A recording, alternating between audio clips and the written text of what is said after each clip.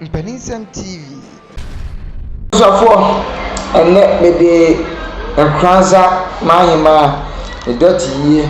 ehun komo na mede ebrem na ensam no ana ebe oso na menya adaje na magwuwum bonotv youth ene epese emamote enwema ba ko yenu biase esanse Ghana no enyamodia ana Asantehene so enyamodia Bono ana enyamodia eno kyese kuru ni na enyamodia Otumfuo die di kan osia de yo akofia me ya obuo na ni die tu na mechia wo menim se de koso nyina emfi wakache esanse de ti ameka se emfi wakache ne se elade se enye wo hine bia na eka na mom de me pesa me kan se enye ba akonya mienu na mom de di kan Nkoranza eyemodia ameka tro se Nkoranza enyemodia bonotv youth Nkoranza ya Asantehene kro bia Asante Otumfuo se etu abio santimero se etu nyameka se ne dia wo se won ti ase a Nkoranza hene tie di oka kire no nya akwanya so me papa ho ma ni nhira me ntino ama ntimi tu sase de o se mitu no enti se miya sa akwanya ne dia gidi se bibia ba ye kama Nkoranza de me ame papa Otumfuo na ne kuro enti hemfo a omo Asantehene mu nyina no a omo sum sikadwa no Nkoranza ye ka ho bi bi mo ye minuanom ebinum so ye papa nom asamu nketwatia beresa se mo aye ti bon koso amunya mo adwese mo besua ade na mo pese mo betena se na mo de obu amakro bia Asante Hene nti mo fa koti kwa bi ana bia ne da nyina mo basa mo kasa ti akro bia Asante Hene abra wo ma makache wo meka amo sampo Asantehene oba Nkoranza daduada sampo de nti a oba Nkoranza ne se Nkoranza ye ne dia ana odi kan ti fi Nkoranza ye ne wo Nkoranza Asantehene Otumfuo se etu abio se etu nyamekesi ye ne dia enye Techimanhene dia Techimanhene akasa kran nim se Nkoranza Otumfuo dia Nkoranza Asantehene dia sanse Nkoranza osu akire Hene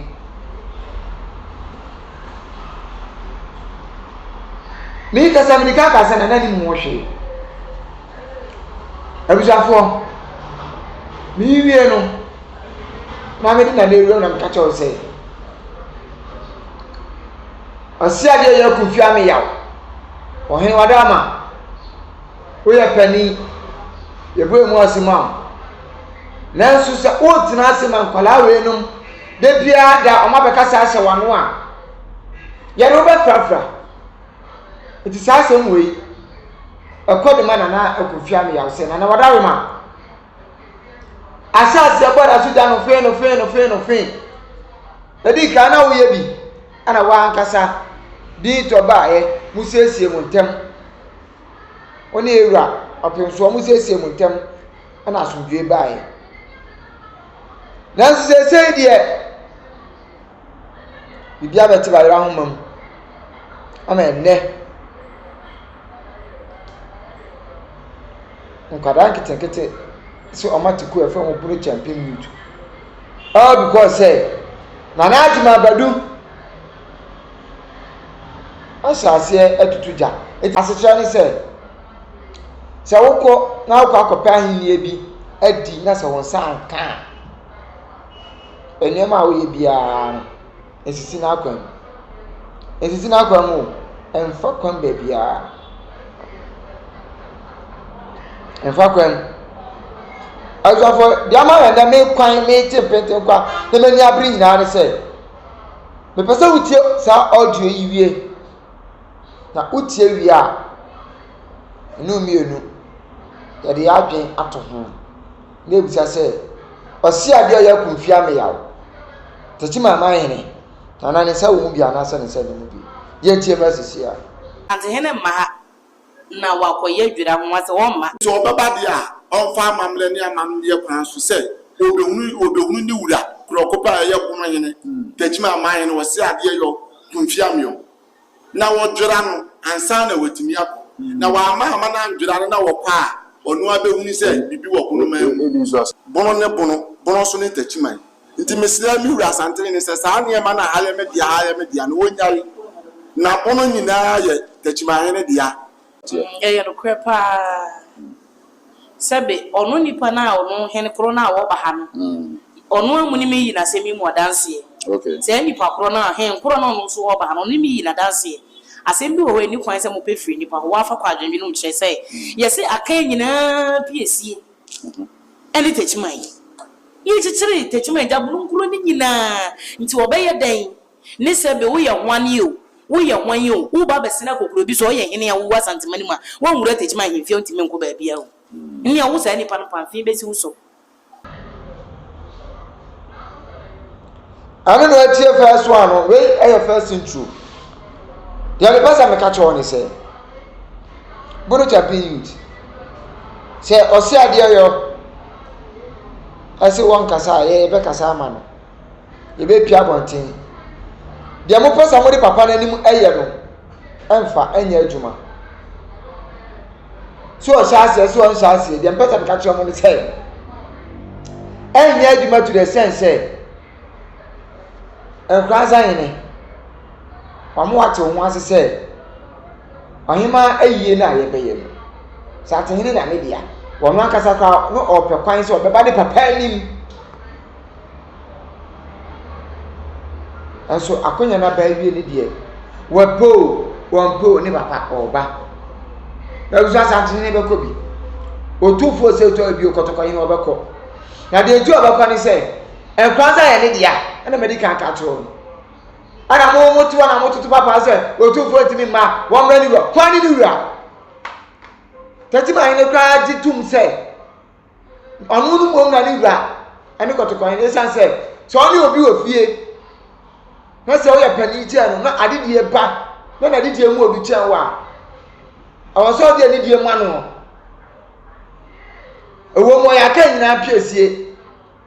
ene so no so tse be bia Asante akunya akoduro be bia Asantehene akoduro Asantehene makotokoto no ede be na Techimanhene sebia nya do sebia kronto opone ni die mu waya Kotokwahene makoto no ede no waye wonya hwe so so bi nya hwe awo so wonya hwe o ti ase o bon Nkoranza o fa Techimanhene hey o be fa Techimanhene oi dey say bia tiano person o tia ni nuane keke esa so mo ye nuafo ana Kotokwahene so no the person o tia ni say etie ni train car no chese appoint so for me fa nkodi ete mo na mo to na bonotv youth ane bibia akire say mo ya pa bibia mo madi anza mo kan mo suo asema mo kan anza mu ye hu ni ti hu ni nan ura mu ti oba na wakoye dwira ho ase wo ma no krepa sebe onu nipa na onu hene kro na wo ba ha no onu amuni me yi na se bibia akire bibia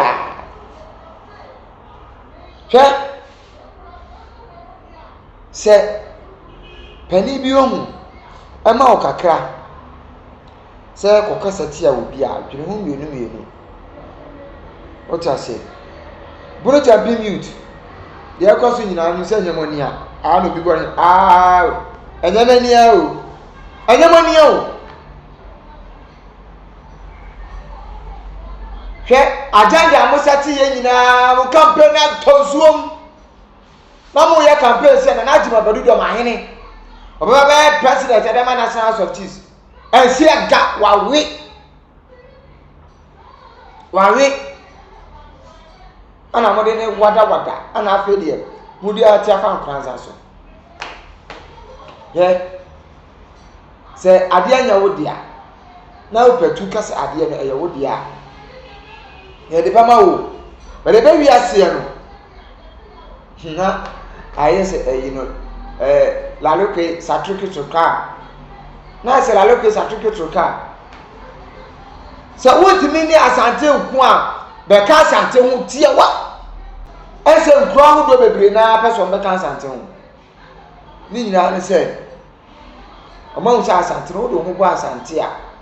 wa de bia be bia ekoso kakra Abrante bi wo TikTok me penasem papa ya brana sibi o esremni wo se yen yaku ya ho edo bayire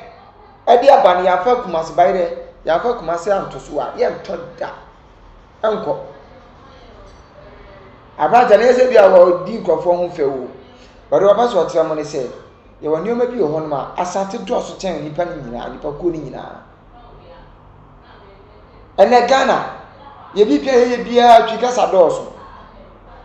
twikasa edoso enti adenti na ye nti ase na ye Asantehene eni oman no anim ahemfo titiru wondi mu anim na bibia wo be bia enkosoro enya from na mutumani asi ni so mutumani tadi asi ni so sa wo president na wo anya no ye din akobi gwani nso wo timi ahye ni ayi afiri ma ye din no ye kom sa se kro ne nya wo dia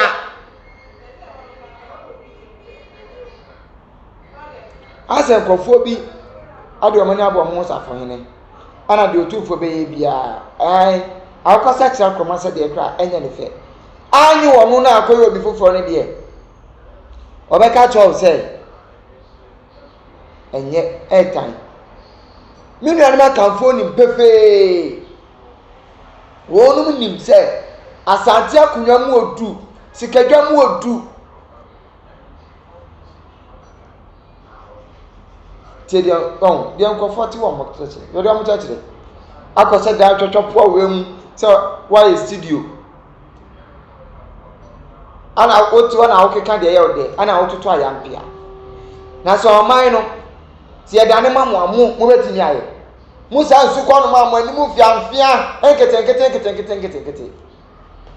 ara mi fa blame mamo obi pray no tutu ana ne wada nwura mu no emema bai wo de what dey sinabra emema bai what nwura mu utimi pie abia kakra no ho oman no nipa beti ase na obia hu se asante eya asante nan obi na fefe na efe se da mani bedu amika no beso no fo akanti saa ebi akabetu agu otase kabetu agu enti dia moti ho a mo ye tobe atoto ayampia ana Asantehene mra na ni wandura no hey wabepa una wo masa Asantehene mu nsuo no won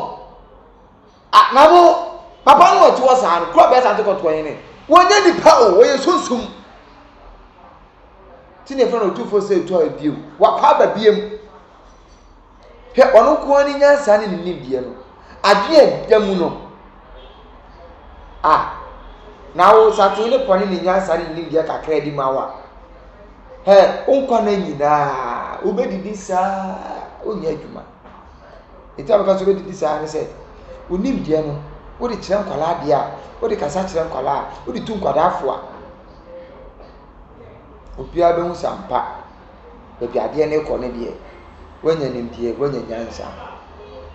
enye bi ne de amoto wo kire no nya ya mpia amoto wo toto no ana ai wotimi ntwamu tina na ke be hu de besi dia de besie saa na mo ye de saa no obabrekum a de besie nya obabrekum a de besie nya wo babrekum adie na si ye ana no de tuwe ana tuwe asa wo hene no Oma pani bia ba osori gina ochia no. Wo hene na wo hene no. O hene no. Oma pani bia ba osori gina ochia no. Wo se Asantehene na osori gina ochia ma pani bi da. Ano na oso oti ase. Kro bia Asante kotko hene. Se tu nyame kase. Asante ebe so mo da. O hene nya kwada. Otumfuo nya kwada. Sa wo so wonti ase a Asante ya Asante.